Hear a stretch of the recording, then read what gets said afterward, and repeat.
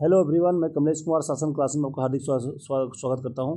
दोस्तों, हम लोग 15 जेपीसी की तैयारी में हम लोग लगे हुए हैं, ठीक है ना। 15 जेपीसी की जो भी तैयारी कर रहे हैं, प्लीज़ सभी लोग अभी मन से तैयारी लग जाइए, क्योंकि अब अगली बार के लिए अभी जेपीसी आने वाला है तुरंत ही, ठीक है ना।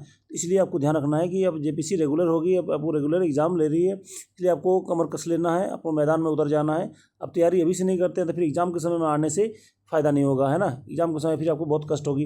इसलिए आज हम लोग जो इंपॉर्टेंट चीज़ें हैं हम लोग पढ़ने वाले हैं, उसको देखना है कि एक जनजाति से संबंधित बहुत सारे क्वेश्चन पूछे आ रहे हैं, इसलिए हम लोग जनजातियों को जितनी सारी चीज़ें कोशिश करेंगे हम लोग जानने का, ठीक है ना। तो इसलिए अब लोग एग्जाम अभी आने वाला है, तो इसे एक एक चीज़ को पहले ही कवर करके रख लीजिए, फिर बाद में आपको दिक्कत नहीं होना चाहिए, ठीक है। सारा चीज़ मैं कवर करवाऊंगा, आप लोग टेंशन लेने की ज़रूरत नहीं है।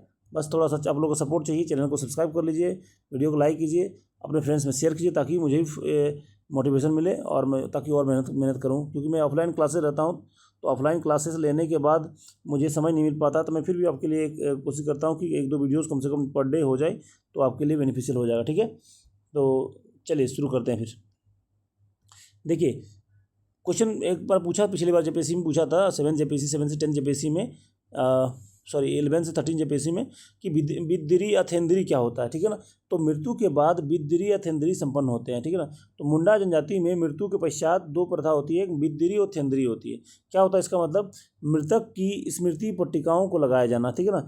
स्मृति के पट्टिका मतलब होता है एक तरह से पिलर गाड़ना, पत्थर गाड़ना, ठीक है ना। क्या होता है, कोई व्यक्ति मरने के बाद उसकी याद में क्या होता है ना, कुछ पट्टी हमने डाल दिया, कुछ पत्थर गाड़ दिया, ठीक है ना। तो क्या होता था, तो वास्तविक समारोह से कुछ दिन दो पत्थर, एक चपटा पत्थर और दूसरा होता है लंबा और पतला पत्थर चुन लिया जाता था, ठीक है ना।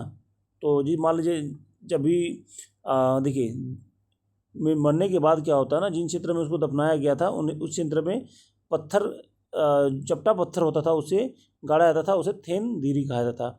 और दूसरा जो लंबा और पतला होता था उसे बिद दीरी कहा जाता था, ठीक है ना।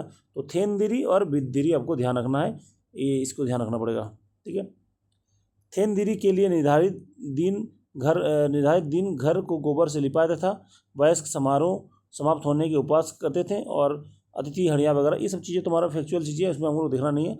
बस आपको ध्यान रखना 2 ही चीज़, क्या चपटा पत्थर को क्या कहा जाता, थेन दीरी कहा जाता, और दूसरा बिद्दरी को मतलब लंबा और पतला पत्थर को कहा जाता था, ठीक है। ये 2 ही चीज़ आपको याद रखना है।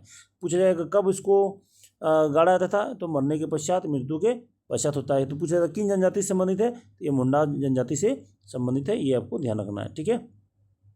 यहाँ तक मेरे ख्याल से कोई आपको दिक्कत नहीं होना चाहिए, ठीक है।